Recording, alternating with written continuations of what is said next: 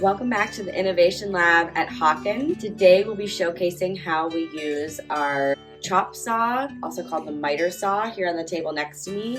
And as part of that, I'm going to be showing you how I'm making a wall shelf to organize some home gym storage as a gift for a family member. I've got my rough sketch of the project that I'm going to be working on here. I saw a couple of these designs online, and it's a few planks of wood with a box built into it, hooks for hanging a yoga mat, and some shoe hooks. I've also got a sketch going of what the box is going to look like that will be coming out of the shelf so I could check my measurements. Our tape measure, a speed square, share a little bit about how you can use this to make a nice straight edge or pivot on your wood, and a ruler, of course, and a pencil. We remind our students of this all the time. Pencil can be sanded off quickly, even erased in some cases, but something like a marker or paint or pen is just going to be a lot harder to get off of our wood down the road. There are a few tools that we could choose to do this project with. We could use our band saw. We could use a hand saw. We could use a table saw.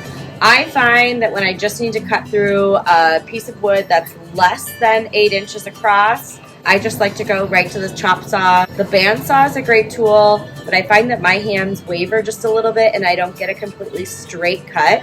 And the table saw requires a bit of extra setup. So this is the way to go for one nice clean cut. The wood that I'm working with today is this 4x1 I picked up at a local hardware store. It's pine. This is the least expensive wood that you can get. Quick reminder about wood from our sanding video. If you notice the grains on the wood, that gives you an indication of the kind of tree that this came from, how quickly it grew, and even the conditions that it grew in. Pine is a little bit less expensive because it grows quickly. Notice how fast it grew by the spacing between the grains on the wood. So something that's going to be a little bit softer and easier to work with, have these larger fat grains showing in between each year of growth. Thicker, hardier wood is going to have tighter grains showing that it grew very slowly in between the years of that tree's life. Now, I mentioned this is a 4x1, so I'm talking about this width here being 1 inch, this width here being 4 inches. But remember, that's not the actual dimension of the piece of wood.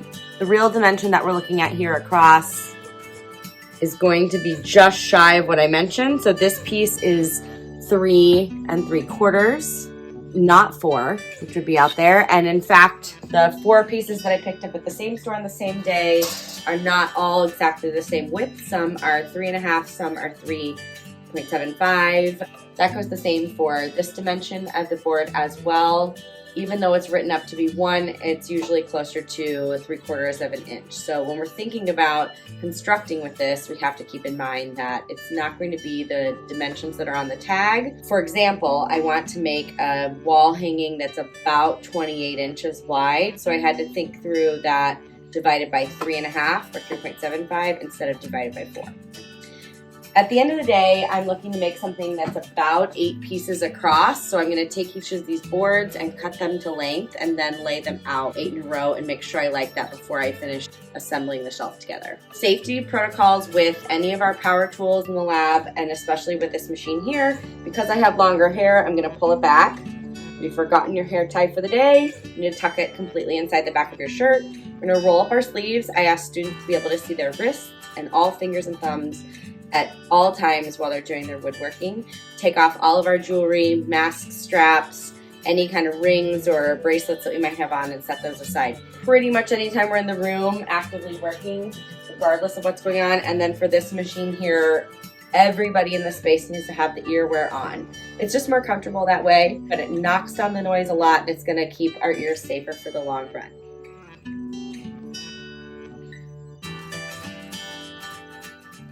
So I'm going to turn on the power to these machines and you'll hear the vacuum kick on. We're set up here in our lab with a vacuum system that has a duct behind every one of our power tools.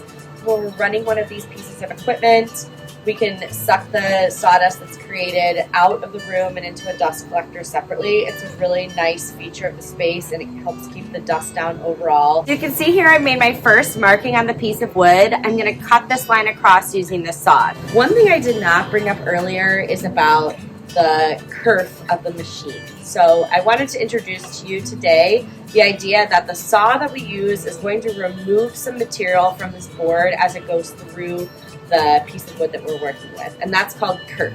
The width of the blade that we work with on this particular saw is going to drop through the material, and it's going to take out all of that wood as sawdust. So I need to account for that in my work. I want to make a shelf that is 32 inches long, and that's where I started my line. So when I drop the saw down on this piece of wood, I don't want to align the saw up exactly in the middle. I actually want to line it up to the end of that piece. So if I'm preserving 32 inches over here, I want the saw blade to come down on this side of the line, not in the center. That would give me just shy of 32. Now, since this is just a home project, it's not going into something where it has to fit exactly. I'm comfortable with even just catching up on that line a little bit. It might happen. What I'm going to do is make one piece first. Then I'm going to use that piece to measure all the rest, just in case I wasn't exactly on 32 when I measured it. It's more important to me at this point that all of my pieces are the same length versus exactly 32, so that they match visually when I'm done assembling the shelf. I'm going to lay it down in the middle of the space where the blade is going to drop down. Now, what I'm about to do here is check where the blade will hit. I still want to practice good safety with my hands being outside the cutting area at all times. I'm going to just lower this down to check where the blade comes in, noting that I want it to be outside of that line I drew to account for that kerf I mentioned earlier. So this looks like a good spot for me to drop down. When I'm ready to do the cut, this is when I do the final check of safety around the room. Everyone in the space, which is just me today, has our eyewear and our earwear on. In our school, we use a nice protocol just to add that final layer of awareness to everyone that we will be using cutting tools today. I'm going to say cutting really loud for the whole room to hear, so that everybody has that awareness that then a machine with a saw blade is going to begin running. One hand on the top of the machine. The button for this machine is located behind the green handle, so I'm going to press that button down, drop the saw blade into the wood, and then let it come back up while it's shutting itself off. The plastic guard here will ensure that at no point in time is the blade accessible to me except for on the work surface, which is why my hands are out of the way. Cutting!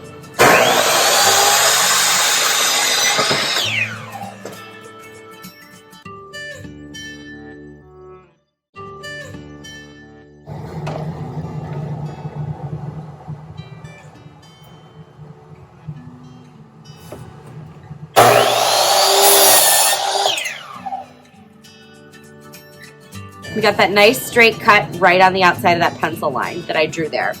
So now I'm going to use this board to measure my other boards that I need for the project. Again, I don't mind if this is slightly off of 32 inches, but what I do want is all the boards to end up as close to the same length as possible. So I'm going to use this one to measure the rest of my boards.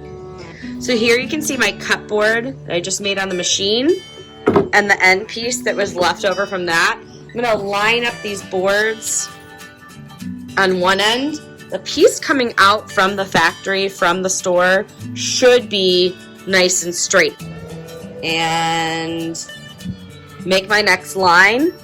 Now noting that here, that line I drew is just slightly on the outside of where I want this to be. So I'm going to bring down my blade when I cut to be right on the edge of that. This is ready to go on over to the machine.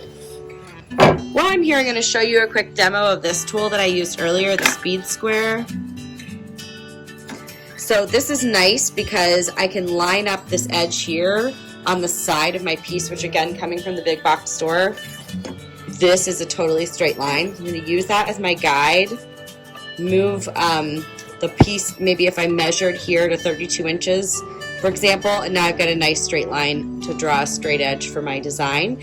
And then this tool also allows me to pivot with my pencil, so if I wanted to draw angle cuts off of this, I could do that using the numbers down here as my guide for degrees off of that original spot. So I just ran that second piece through. I'm going to bring it over to check, make sure both ends are lined up. And it looks like the measurement was great, and so now they're pretty equal. I'm going to take my original piece that I cut and use that to start to make the patterns for the rest of the boards I'm going to cut today.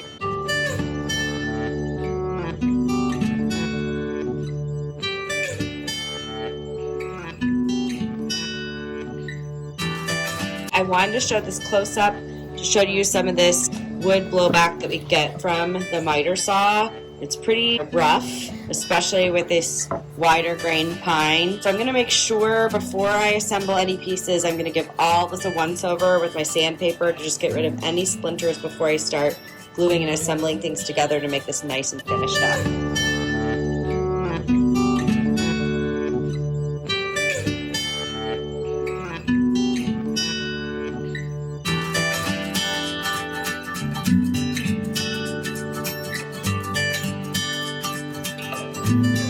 Here's looking at that final product. You can see I've got 8 pieces across. Each was between 3.5 and 3.75 true width. And when I measured out with my measuring tape here, I got just right close to 28 wide, which is what I'd expected. And my lengths here are almost exactly perfect. We'll see what happens when I go ahead and glue together, and then if needed, I can round and sand off some edges to make it look really neat. On some of these shelves I've seen online, I've seen people taking an inch or 2 off of every other board, and I think that is just to hide any imperfections in the cutting, but I feel pretty confident that when this is all done, it's going to look nice and neat.